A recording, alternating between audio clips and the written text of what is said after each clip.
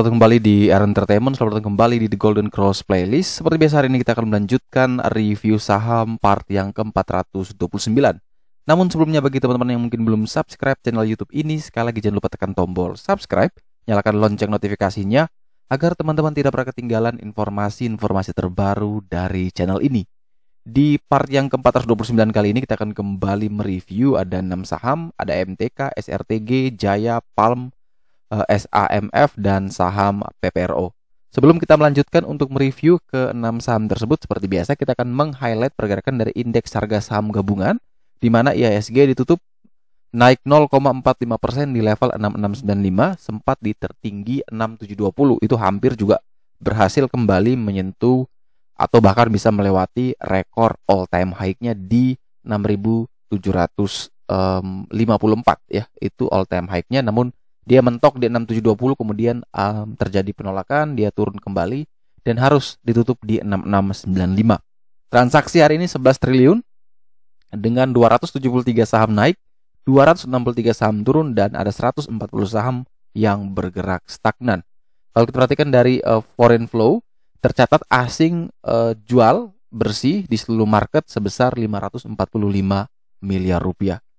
Kita langsung masuk ke saham pertama, yaitu saham Elang Mahkota Teknologi atau dengan kode emiten MTK, di mana MTK hari sebelumnya berhasil breakout dari resisten terkuatnya di 2350. Kemudian dia bisa mengalami kenaikan lagi, namun pagi tadi sempat dibanting ya, jadi naik dulu ke 2480, terus langsung dibanting ke 2410. Setelah itu ditarik lagi dan akhirnya bisa closing di 2460. Nah, selama dia masih bertahan di atas level support baru di 2350, tentu MTK ini masih aman-aman saja. Tapi pertanyaannya adalah di sini berapa sih target selanjutnya untuk MTK, karena memang The Golden Cross secara 40 hari sudah menunjukkan bahwa ini adalah titik tertinggi dari MTK selama 40 hari terakhir. Oleh sebab itu, tadi saya sempat buat juga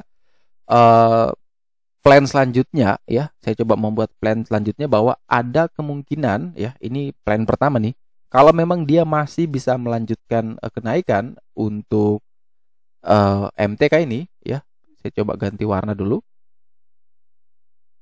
Nah, semisal dia bisa melanjutkan kenaikan, maka target kenaikan adalah berada di box ini ya, yaitu di area 2570 sampai dengan 2640. Ini mungkin bisa menjadi area target untuk teman-teman taking profit kalau memang dia bisa keluar dari zona ini 2480 ini ya. Kalau dia bisa tembus lagi, bisa naik lagi di 2480, tentu 2570 sampai dengan 2640 ini bisa terbuka lebar. Akan tetapi skenario kedua adalah ketika ini menjadi titik tertingginya, high-nya di 2480 dan tidak ditembus lagi, maka ada kemungkinan besar dia akan koreksi dan potensi koreksinya akan menuju ke Fibo 38,2% di level 2230. Namun sebelum itu tentu ada level yang namanya support tadi ya, PBH di 2350. Jadi ketika dia tidak mampu menembus 2480, tentu teman-teman yang belum punya barang tidak boleh entry ya. Kita lebih baik tunggu apakah dia bisa kuat lagi bertahan di level 2350 atau tidak. Kalau kuat di 2350 silakan pertimbangkan entry. Kemudian kalau 2350 itu jebol, teman-teman misalkan belum sempat beli, maka tunggu lagi di 2230, ada 2150 dan di 2080. Ini ada 3 support yang bisa menjaga MTK dari tren bullishnya. Semoga dia bisa keluar dari downtrendnya. Ini kan kalau kita tarik dia masih berjuang untuk mempertahankan uptrend barunya. Sehingga kalau teman-teman tarik dari sini, ini dia sudah membentuk lower low, kemudian lower high, kemudian dia bentuk lagi lower high-nya ini ya. Kalau kita gambar, ini LH, nanti kalau dia turun ke sini berarti polanya bagus sekali ya. Jadi dia mau membentuk uptrend, tapi ini tentu harus dilihat lagi ya proses ke depannya, apakah memang bisa dipertahankan atau tidak. Kalau memang bisa dipertahankan, teman-teman bisa mempertimbangkan untuk entry ya.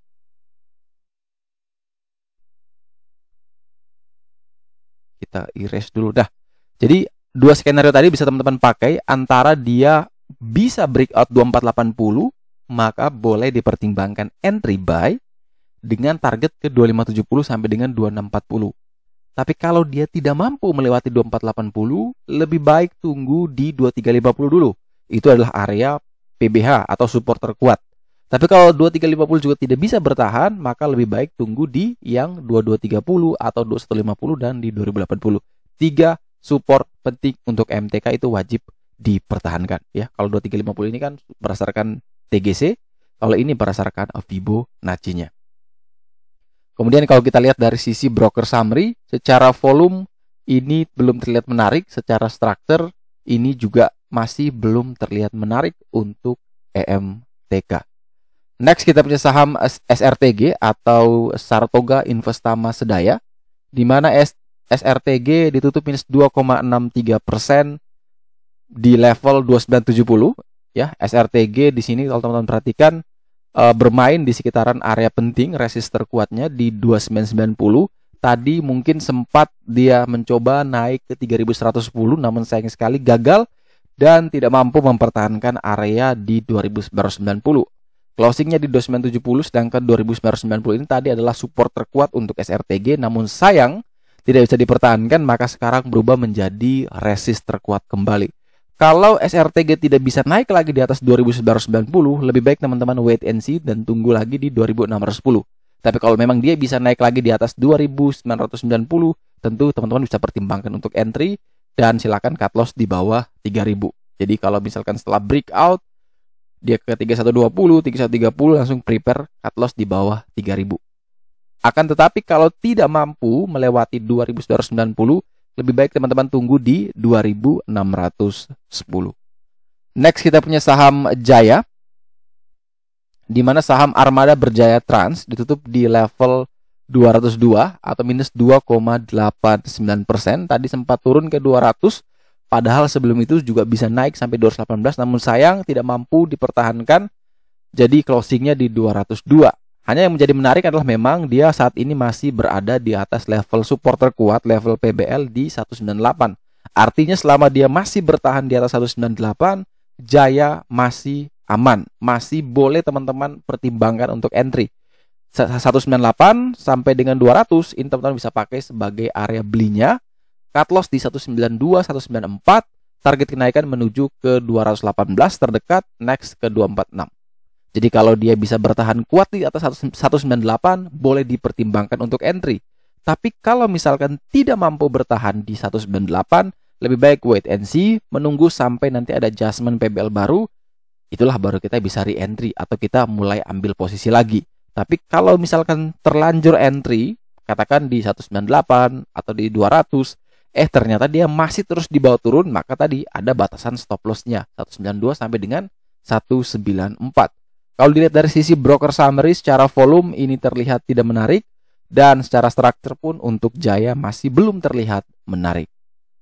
Next kita punya saham Palm, di mana saham Provident Agro setelah rally yang cukup tinggi, dan ini mungkin sudah pernah saya bahas bahwa hati-hati dividend trap ya, ketika sebuah kenaikan harga saham yang tinggi dengan informasi bahwa akan ada pembagian dividen, dan informasi tersebut mengatakan bahwa kalau misalkan yieldnya tinggi, maka hati-hati bahwa teman-teman mungkin yieldnya itu tidak sebanding dengan floating loss yang akan teman-teman dapatkan, dan terbukti bahwa dia dari 1100-an itu dibanting sampai sekarang tinggal di 880, yang bahkan lebih rendah lagi di 870 tadi sempat. Nah, apakah ini bisa naik lagi? Tidak tahu, karena dia sudah mulai mencoba untuk sideways setelah dia sampai di titik puncaknya. Nah, bagi teman-teman yang ingin membeli, tentu memang di sini secara indikator masih menunjukkan ini medium risk. Antara jarak dari harga saat ini menuju support dengan jarak saat ini menuju resisten itu kurang lebih sama. Jadi teman-teman bisa pertimbangkan untuk entry dengan level support bantuan di 850. Kalau dia masih kuat dan bertahan di atas 850, boleh dipertimbangkan entry buy. 850 sampai dengan 870 boleh. Tapi kalau ternyata dia tidak turun ke 850 sampai dengan 870, malah dia terus terbang, maka cegat saja di 930. Ketika dia berhasil breakout 930, itulah baru teman-teman entry untuk buy dengan target ke 1140. Tapi kalau ternyata tidak mampu breakout 930, kemudian setelah teman-teman lihat dia turun dulu ke 850 sampai dengan 870, misalkan teman-teman buy nih, ternyata terus turun, ya sudah prepare cut loss di 830 sampai dengan 835. Itu bisa teman-teman pakai sebagai batasan stop loss jika skenario tidak sesuai dengan yang teman-teman harapkan. Kalau kita lihat dari sisi broker summary, secara volume di sini terlihat belum menarik, namun secara structure untuk Palm ini terlihat mulai menarik.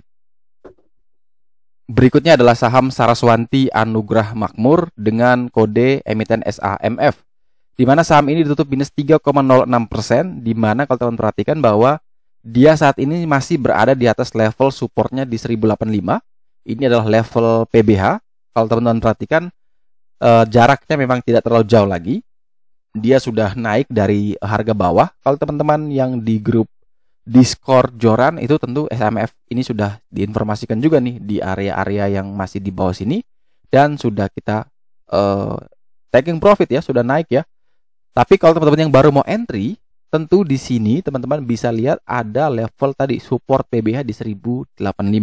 Ini kalau tidak mampu bertahan, maka teman-teman tunggu lagi di 950 ya. Jadi perhatikan betul besok, kalau memang dia masih kuat bertahan di 1085, silakan boleh dipertimbangkan entry buy 1085 sampai dengan 1100, batasi cut loss di 1060 atau di 1070.